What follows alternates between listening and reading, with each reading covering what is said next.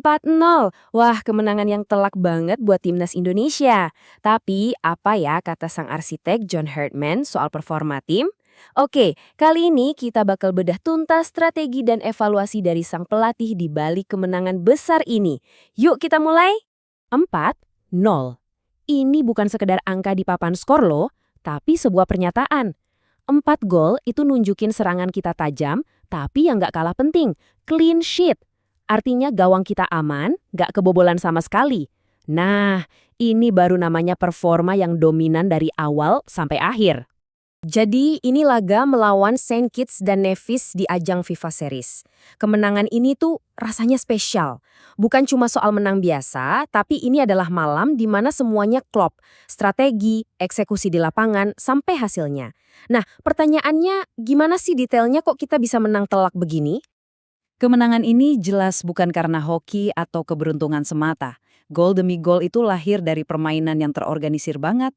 Kelihatan jelas kita nguasain pertandingan di semua lini. Oke, kita intip yuk siapa aja sih yang berhasil mencatatkan namanya di papan skor? Coba deh perhatiin menit-menit golnya. Beckham Putra langsung ngegas kan? 2 gol cepat di babak pertama, itu udah efektif banget bikin mental lawan jatuh duluan. Terus, pas babak kedua, saat mereka mungkin mikir, oke, kita bisa bangkit, malah Ole Romeni dan Mauro Zylstra nambahin gol lagi. Artinya apa? Intensitas kita tuh benar-benar kejaga selama 90 menit penuh. Nah, yang menarik nih, buat Coach Herdman, pertandingan ini tuh bukan cuma soal yang penting menang. Ternyata udah ada target-target spesifik yang dia pasang, bahkan sebelum peluit pertama ditiup. Nah, ini dia, intinya. Targetnya tuh spesifik banget, cetak 4 gol dan jangan kebobolan. Fakta bahwa tim berhasil mencapai target itu dengan presisi nunjukin level disiplin dan eksekusi yang keren banget. Ini udah bukan lagi soal main bagus aja, tapi bener-bener ngejalanin misi. Oke, target udah tercapai. Sekarang gimana penilaian sang pelatih soal prosesnya, soal cara main tim di lapangan? Yuk kita dalamin lagi. Herdman kelihatan puas banget sama mentalitas para pemainnya. Katanya mereka ngendaliin pertandingan dengan profesional, rencana permainannya jalan. Tapi yang paling bikin dia salut, semua ini dicapai dengan waktu persiapan yang mepet banget. Ini nunjukin kalau pemain-pemain kita cepet banget nangkep apa maunya pelatih. Ngomong-ngomong soal mengendalikan laga secara profesional, itu maksudnya apa sih?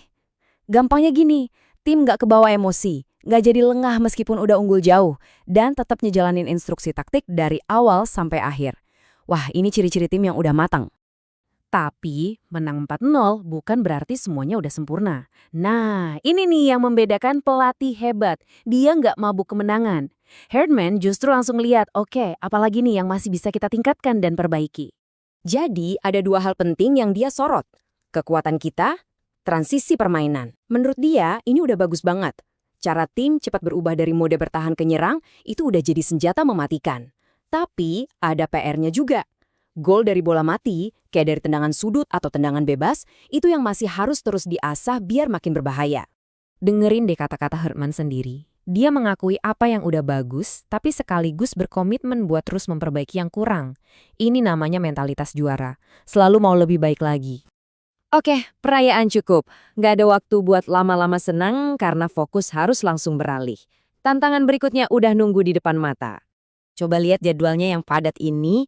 Baru aja menang besar hari Jumat, hari Senin udah harus tanding lagi lawan Bulgaria. Makanya kemenangan kemarin itu krusial banget, bukan cuma soal poin, tapi buat jadi suntikan momentum dan kepercayaan diri sebelum menghadapi lawan yang lebih berat. Dan kata kunci dari pelatihnya adalah antusias, bukan khawatir ya, tapi antusias. Ini ngasih sinyal kalau dia percaya banget sama kemampuan timnya. Dan negasin kalau kemenangan ini baru pondasi, bukan tujuan akhir. Nah, pertanyaannya sekarang buat kita semua nih. Apakah performa dominan ini bisa dipertahankan waktu ketemu lawan yang di atas kertas lebih kuat? Ini bakal jadi ujian yang sesungguhnya buat skuad Garuda. Kita lihat aja nanti.